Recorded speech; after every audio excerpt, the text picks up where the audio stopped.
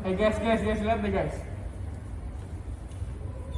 Pertama, saudara, video bullying atau perundungan yang dilakukan oleh sejumlah remaja putri di bawah umur di Cilacap, Jawa Tengah viral di media sosial. Saudara, aksi perundungan ini membuat resah orang tua korban sehingga pihak kepolisian setempat kini tengah menangani kasus ini dengan memanggil sejumlah pihak termasuk pihak sekolah para remaja putri itu.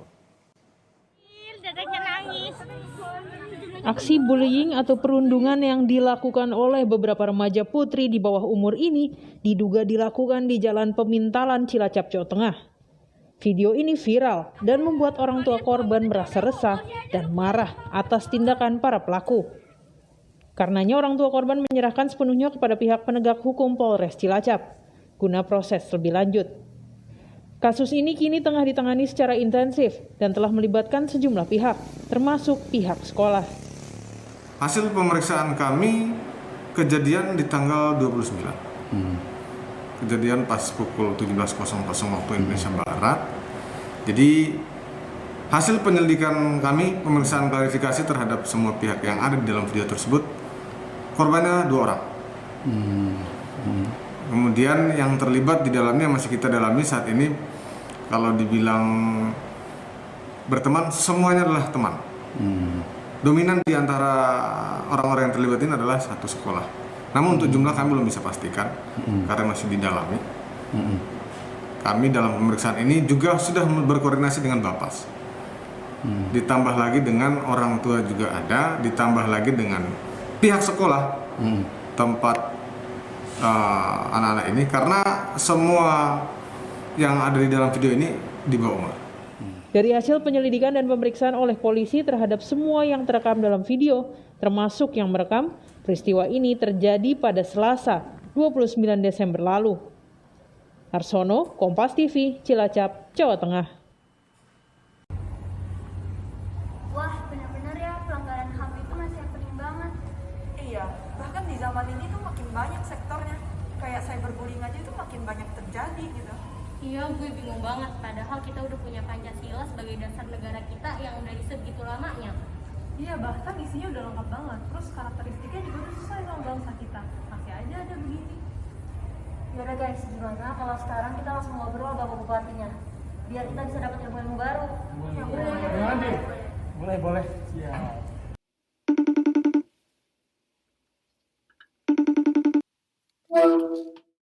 Bagaimana sih pandangan Bapak mengenai demokrasi Pancasila di era globalisasi? Apakah sudah terimplementasikan dengan baik? Kira-kira upaya apa yang dapat dilakukan oleh pemerintah dan masyarakat untuk meningkatkan kesadaran dalam menjunjung tinggi dan mengamalkan nilai-nilai Pancasila itu sendiri? Pancasila di era globalisasi ini ya tidak sepenuhnya terlaksana dengan baik. Kenapa saya mengatakan bahwa tidak sepenuhnya? Karena ada sila-sila dari 5 sila ini, ada sila yang memang jauh dari harapan. Contoh, seperti sila kedua, peri kemanusiaan dan beradab.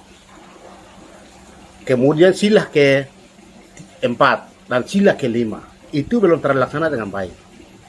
Yang masih penting katakan normatif yang selamanya ada adalah sila pertama ketuhanan yang Maha Esa, karena kita memiliki 5 agama diakui oleh negara dan itu hubungan kita manusia dengan Yang Maha Kuasa Pencipta. Sedangkan sila ketiga adalah persatuan Indonesia. Persatuan Indonesia untuk saat sekarang adalah negara kita relatif kuat. Persatuan sudah kuat. Nah, tetapi keadilan sosial bagi seluruh rakyat Indonesia dan lain-lain itu belum terlaksana dengan baik. Lebih khusus lagi adalah sila kedua. Nah, kemanusiaan adil dan beradab itu tidak terlaksana dengan baik. Karena apa? Kita bisa dapat menemukan pelanggaran-pelanggaran hak asasi manusia di semua lapisan di Indonesia. Seperti di beberapa daerah konflik seperti Papua, seperti Poso, seperti Aceh, dan juga terhadap ormas-ormas tertentu yang juga itu merupakan pelanggaran hak asasi manusia. Juga dan Pancasila GBHN itu harus diaktifkan dalam kurikulum dari sekolah dasar. Dengan demikian pembelajaran ini bisa diterapkan seluruh Indonesia secara serentak.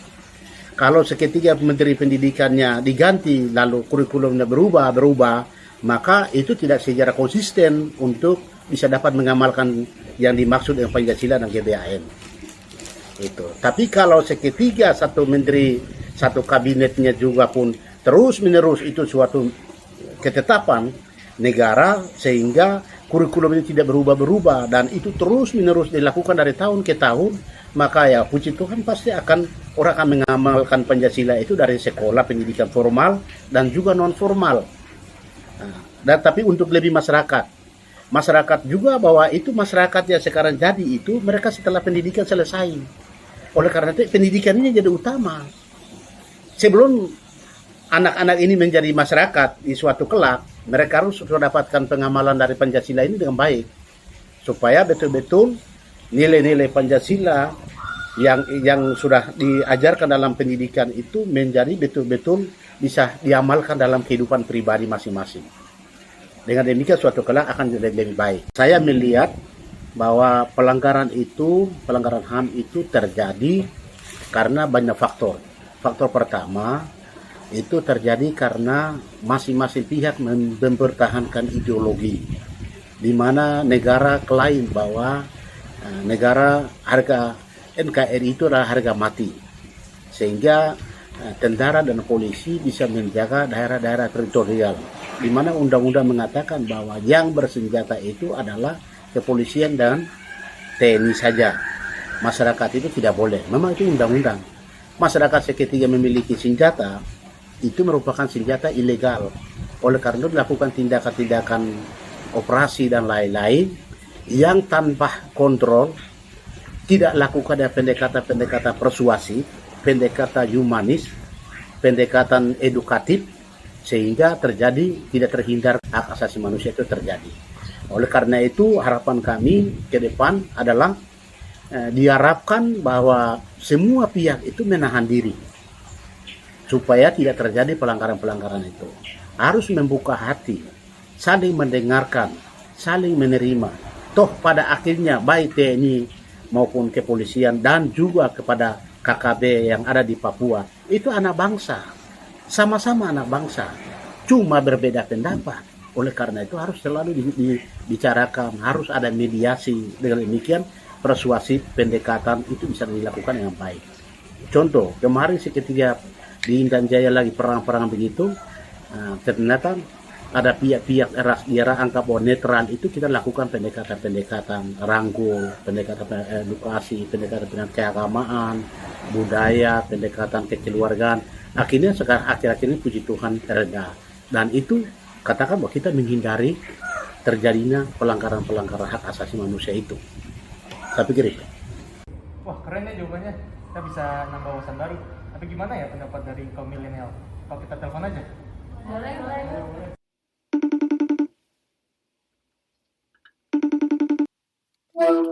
Bagaimana pandangan kakak mengenai demokrasi Pancasila di era globalisasi ini?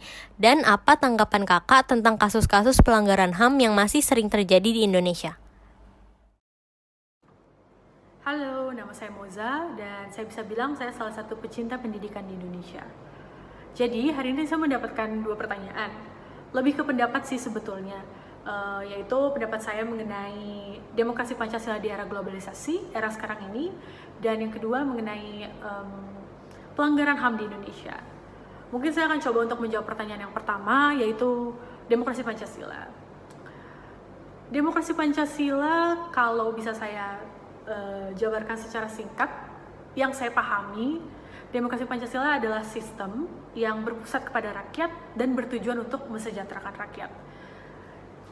Jadi kalau ditanya apakah masih relevan untuk diterapkan di era globalisasi ini, saya merasa ini adalah satu sistem yang harusnya kita bangga kita punya sistem ini, yaitu demokrasi Pancasila. Tapi yang menjadi concern saya adalah berpusat kepada rakyat. Karena ada kata berpusat kepada rakyat itu, yang jadi pertanyaan adalah siapkah rakyat Indonesia untuk menjalankan sistem demokrasi Pancasila? Dan saat ini saya masih belum percaya diri untuk bilang Indonesia siap, rakyat Indonesia siap untuk menjalankan demokrasi Pancasila. Oleh karenanya, saya sebagai educator, saya rasa kita masing-masing punya bagian untuk mensukseskan demokrasi Pancasila itu. Untuk pertanyaan kedua, yaitu mengenai pelanggaran HAM yang terjadi di Indonesia, sebenarnya juga sangat related ya dengan demokrasi Pancasila itu sendiri, karena yang saya ketahui di dalam demokrasi Pancasila hak asasi manusia itu sangat dikedepankan. Tapi sayangnya di Indonesia, seperti yang kita ketahui baru-baru ini sedang heboh pelanggaran HAM, dan juga unsur-unsur SARA juga masih ada di mana-mana, dan hal itulah yang sebenarnya juga saya bilang related tadi, karena hal ini menjadi salah satu penghambat dari berjalannya demokrasi Pancasila yang kita punya, gitu. Jadi menurut saya terkesan bahwa sebenarnya rakyat ini maunya demokrasi, tapi sebenarnya sudah sanggupkah diberi tanggung jawab itu? Jadi mungkin saya bisa bilang kita sama-sama sebagai rakyat Indonesia, selain mengemukakan pendapat kita, mendapatkan hak istimewa untuk mengemukakan pendapat kita dalam sistem demokrasi Pancasila, tapi juga sama-sama bertanggung jawab atas hak yang diberikan itu. Wah, keren ya pendapat dari kakaknya. Tetapi itu gue masih bingung tau dari perspektif agamanya. Mau tanya ke itu nggak, Pak Pendetanya aja? Boleh.